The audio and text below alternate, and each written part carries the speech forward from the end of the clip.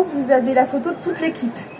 Donc sur votre gauche, vous voyez l'entreprise de plomberie, et à droite, c'est la boutique, et au centre, c'est toute l'équipe, et encore il en manque, on est à peu près une quarantaine.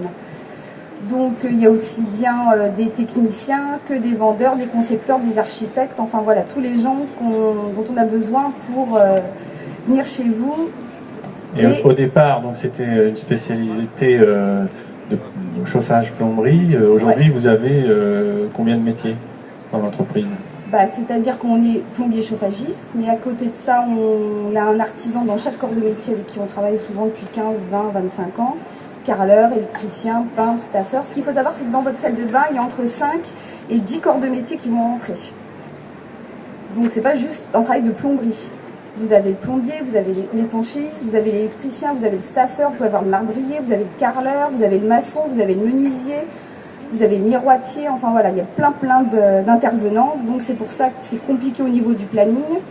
Et c'est pour ça ce qui est important pour vous, c'est d'avoir un interlocuteur. Enfin, ce qui nous paraît le plus simple, et pour nous et pour vous. Donc ça, sur la première photo, là vous voyez une salle de douche qui a été réalisée entièrement en mosaïque de chez Bisazza, avec un ciel de pluie, avec de l'éclairage. Et comme on avait la place de faire une douche assez grande, on a créé pour la cliente en question des tabourets. Donc ça, c'est un gros travail de mosaïque. C'est une salle de bain. Pour vous représenter en termes de durée de travaux, on a mis 8 à 9 semaines pour la faire. Il y a un gros travail d'étanchéité. Il y a de l'encastré au niveau de la robinetterie, au niveau du plafond, au niveau des spots que vous voyez de manière latérale au sol, de part et d'autre du receveur de douche. Les parois de verre ont été faites à la suite sur mesure aussi. Et donc là, la problématique au départ, il y avait quoi dans cette salle de bain? Elle était dans quel état? C'est une salle de bain qui datait des années 50. Et ça, c'est une salle de bain qui a été faite en 2004 ou 2005. Donc, je vous laisse imaginer. Vous nous avez parlé d'étanchéité, ça paraît la base, non? C'est compliqué aujourd'hui de refaire l'étanchéité? C'est pas que c'est compliqué, mais c'est que nous, on travaille, on a des normes Calibat, c'est-à-dire qu'on a des normes très strictes au niveau du bâtiment, qui nous sont imposées pour rentrer dans les DTU des architectes. C'est-à-dire qu'on se rend souvent compte, malheureusement, qu'il y a des gens qui ont des douches sans étanchéité, pensant que c'est la colle ou les joints qui vont faire office d'étanchéité. Or, si vous n'avez pas une application derrière votre mosaïque ou votre marbre ou votre carrelage, la moindre fuite d'eau, au bout de 2 ans, votre douche, vous n'avez plus de douche. Ou c'est le voisin. Parce que le support sera complètement détérioré. Ah bah oui, ouais. Mais bon, il y a plein de gens qui ne savent pas. Ou quand ils demandent à l'entreprise, par exemple, ma salle de bain, je ne veux pas qu'elle dure 4 ou 6 semaines, je veux qu'elle dure 3 ou 4 semaines. Donc les gens ne le voient pas, mais certaines entreprises font... Vous voulez dire qu'elle dure, non? Elle dure quand même quelques années de plus, j'espère. Mais c'est le chantier, la réalisation de la salle de bain. Voilà, ouais. Alors après, donc ça c'est toujours la même salle de bain, c'est face à la douche. Ça c'est un plan de toilette qui a été fait en corian. C'est une salle de bain qui est quand même résolument contemporaine, et la dame qui a fait faire cette salle de bain a 78 ans. Donc pour vous dire que c'est pas une question souvent, quand vous avez des clients qui arrivent, c'est pas parce que vous avez quelqu'un d'âgé en face de vous que vous allez faire une salle de bain rétro ou pour une grand-mère. Voilà, vous voyez, on peut très bien avoir des jeunes gens qui veulent un côté très rétro, vous pouvez très bien avoir des gens âgés qui veulent quelque chose de très contemporain. Après voilà, c'est ça notre boulot, c'est de s'adapter justement à chaque personne. C'est comme quand vous allez chez le médecin, chaque cas est particulier, voilà. Là on ne fait pas la même salle de bain chez chaque, c'est différent chez tout le monde. Voilà, c'est vraiment du sur-mesure. Cette personne est venue, elle avait déjà une idée très précise de la décoration notamment, de ce qu'elle voulait. Elle avait choisi sa mosaïque, oui, sa mosaïque a été choisie. Donc elle nous a imposé entre guillemets le choix de sa mosaïque, et après c'est à nous de travailler autour. D'accord. Ça c'est une petite salle de bain à la base, donc il y avait une porte avec derrière la porte il y avait une baignoire qui donne dans une chambre. Donc là l'idée des clients c'était d'avoir une douche mais de ne rien voir. Donc en fait on a tout encastré. Donc là également vous avez une paroi de douche qui va tout au plafond, qui vous permet d'oublier le sel de pluie qui est suspendu dans le plafond. La robinetterie, je ne sais pas si vous la voyez bien, qui est au fond de la douche, est encastrée également. Et sur la droite, vous avez tout en rangement miroité, armoire de toilette dans le mur, la robinetterie dans le mur, le plan vase qui est en béton et qui est rentré dans le mur. Et tout au début, sur le côté, vous avez aussi, en rentrant sur la droite, en reflet avec le radiateur sèche-serviette, une colonne en miroir. Donc là, avec comme plein de vous disiez, rangements. c'est une toute petite salle de bain. Elle est microscopique, elle doit faire 1,30 m par 1,80 m. Voilà.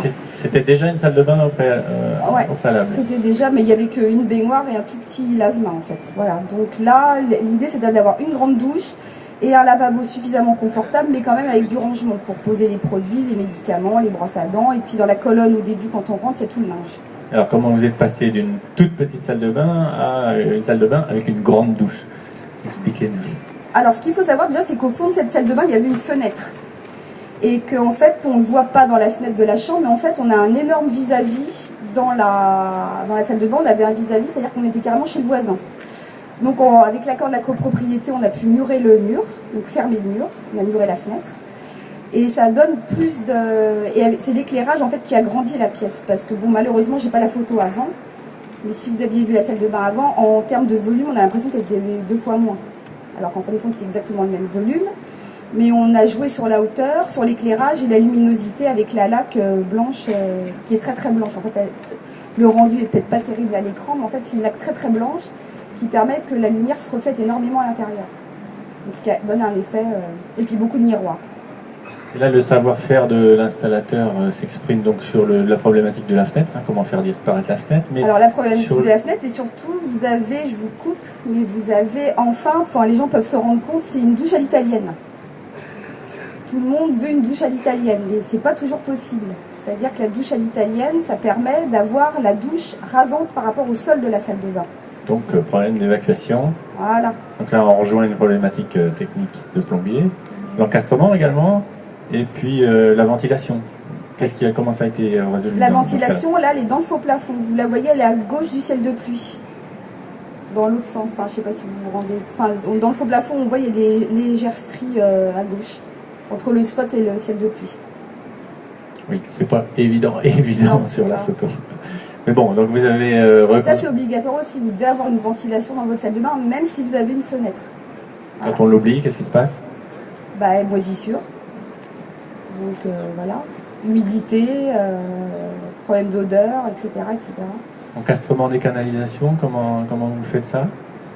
Ah bah là, tout est fait en amont, c'est-à-dire que là, il y a une double cloison, il y a une double peau sur le fond de la douche, il y a une double peau tout en profondeur au niveau de la robinetterie du lavabo, ce qui nous a permis aussi d'encastrer l'armoire de toilette. Donc on fait tout en carreau de plâtre. Donc le délai de réalisation pour cette... Celle-ci, ça a duré 4 semaines. 4 semaines. Combien de métiers sont intervenus?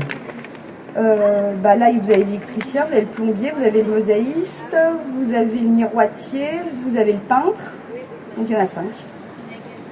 Voilà. 5, et vous avez coordonné tous ces travaux. Ouais. À travers, donc vous avez fait la conception, et c'est votre frère qui a fait la réalisation. Qui a fait toute la réalisation. Mais c'est pas systématique ça, hein. Parfois vous m'avez expliqué que vous travaillez avec bon.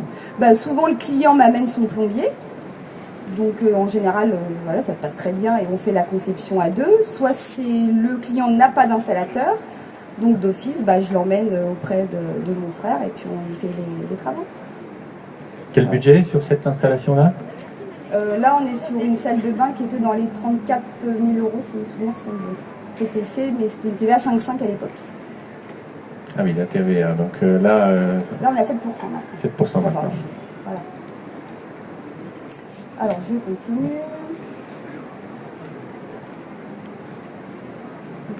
Alors, donc là, vous avez une vue en gros plan de la robinetterie, voilà, encastrée. Je ne sais pas s'il y a des gens dans la salle qui font la différence entre la robinetterie apparente et la robinetterie encastrée, ou si c'est logique pour tout le monde. Non, je ne suis pas sûr que ce soit logique pour tout le monde. Alors, encastré, ça veut dire quand vous avez le corps de la robinetterie qui est dans le mur, qu'on ne voit pas. Et quand c'est apparent, c'est-à-dire que vous avez le corps de la robinetterie qui est saillant, qui est sur le carrelage. Donc l'avantage de l'encastré, c'est que c'est plus esthétique, mais il faut que ce soit impeccablement posé, et par le plombier et par le carreleur. Oui, parce qu'on imagine bien que c'est une fuite dans la cloison, du coup, problème. Non, parce qu'en général, on peut avoir accès par les robinets thermostatiques, mais enfin, c'est quand même, oui, il y a un petit risque. Voilà. Donc il y a un savoir-faire autour de Voilà, ça, ouais. ça s'improvise pas totalement. Non. Et après, je crois qu'il y en a encore une pour vous. Voilà. Donc ça, c'était encore un autre projet complètement différent. Alors attendez, je sais pas si j'ai... Non. Attendez. On va revenir un peu. Ouais, si j'arrive à Arrive. revenir. Ah, assistance technique. Ouais, assistance technique. Ah.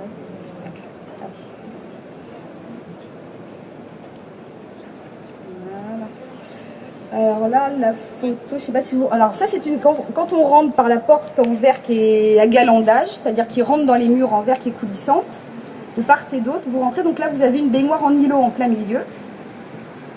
Et derrière cette baignoire en îlot, alors malheureusement, on n'avait pas la photo prête pour aujourd'hui, vous avez à gauche les toilettes et à droite la douche. Ce qui permet en tête de baignoire d'avoir une cloison, et caché par cette cloison, le toilette et la douche, donc qui sont complètement enfin qu'on ne voit pas. Donc ça veut dire que je peux avoir quelqu'un dans la baignoire, quelqu'un au lavabo et quelqu'un dans la douche et un autre aux toilettes sans que personne se voit. Donc c'était l'idée un petit peu, c'est une famille qui vit à 4 avec des horaires tous un peu tous ensemble, donc il fallait qu'il y en a qui puissent se brosser les dents pendant que la maman prenait son bain le matin, le papa la douche, enfin voilà, donc on a essayé de trouver une solution. Et quelle était la problématique au départ? Elle était dans quel état? C'était une salle de bain, cette pièce? Non, c'était... oui, il n'y avait qu'une baignoire et il voulait... il y avait une baignoire et un toilette. Il voulait conserver le toilette et la baignoire, mais rajouter une douche et avec... par contre, pas de rangement, puisque derrière les portes en verre, on a tout ce qui est rangement linge et on a aussi le dressing à côté, qu'on a fait aussi. Enfin, ça c'est... Réalisé dans quel délai pour... Là, il y a eu quand même 6 semaines de travail. Ce qui était, alors là aussi, ce qu'il faut comprendre, c'est qu'il y a une baignoire en îlot. Quand on a une baignoire en îlot, c'est pas si simple que ça, parce que souvent, il faut décaisser le sol.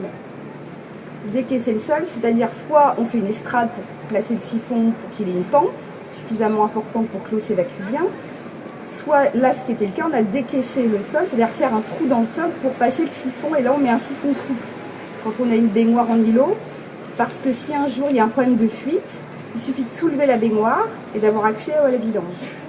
D'accord, donc toute une problématique également technique autour des baignoires en îlot qui sont sympathiques au niveau de la décoration. Ah, c'est très sympa, c'est très joli, mais voilà. Il y a tout un savoir-faire à faire. Ouais. Alors, je remarque que depuis le début, on parle de délais de réalisation qui sont de 4, 6 semaines, ça peut même être 8, 10, 12, ouais, ça dépend des pros. Enfin, oui. En 10 jours, c'est pas possible. Ah, c'est un peu... Bah, puis ça serait pas sérieux de vous vendre, enfin, comme... Non. Donc, enfin, notamment à cause de ces problématiques techniques, parce qu'une fois que vous avez défini un petit peu le projet... Ne serait-ce que ça, mais même si vous n'aviez pas une baignoire en îlot, imaginez vous faites un carrelage entre le fait de faire toutes les sous-couches, l'isolation, etc. Enfin, il y a déjà facile 2 semaines, le temps que tout sèche. Donc on ne peut pas rendre à quelqu'un une salle de bain si la colle n'est pas sèche, si les joints ne sont pas secs. Enfin, puis il y a des réserves qu'on émet toujours en fin de chantier, donc c'est... Donc là encore, c'est le concept clé en main. Vous avez coordonné combien de métiers, combien d'interventions, de spécialistes différents sur cette année? Sur celle-ci, bah là, il y en avait un petit peu plus que pour les autres, mais là, on était à 7 intervenants à peu près. Si les souvenirs sont bons. On peut détailler, bah, il y avait tout ce qui est mécanisme de l'huisserie avec comment s'appelle, celui qui nous fait les portes. Après, bon, bah, bien sûr, il y avait le plombier, l'électricité. Là, il y a encore le mosaïste qui est intervenu. Là, ce qu'il faut savoir, c'est que par exemple, pour une baignoire en îlot, souvent ça passe pas dans les appartements, donc on fait passer par la fenêtre. Passer par la fenêtre, ça veut dire faire appel à un transporteur de piano. Ça veut dire boucher la rue pendant 1 heure ou 2. Voilà. Donc là, c'est toute la problématique concrète. Bah, ça veut dire que c'est de l'organisation. Je peux pas, du lundi au mardi, vous dire, bah voilà, votre baignoire, crac, elle arrive. Non, c'est pas possible. Donc il y a beaucoup de contraintes, surtout sur Paris. Enfin, nous, on travaillait en grosse partie sur Paris. Les escaliers sont pas larges, les ascenseurs sont pas faits pour. Souvent c'est à dos d'homme, il en faut 4. Enfin voilà, c'est... Dans la logistique de chantier, je crois que vous avez une méthode, vous, qui consiste à commander tout le matériel nécessaire et de faire les travaux. Alors nous, on ne commence pas un chantier tant qu'on n'a pas tout le matériel. C'est-à-dire qu'on a un stockage en dehors de Paris où on stocke tout, il y a un box par client et on commence un chantier une fois que le dernier robinet est arrivé. Pourquoi vous êtes arrivé à cette organisation? Parce qu'il suffit qu'un fabricant, pour une raison X ou Y, ne puisse pas vous livrer ou que le transporteur soit en panne, et ben ça bloque le planning. Donc imaginez que sur un planning de 6 semaines, je bloque par exemple le mosaïque, je ne peux pas lui livrer la mosaïque.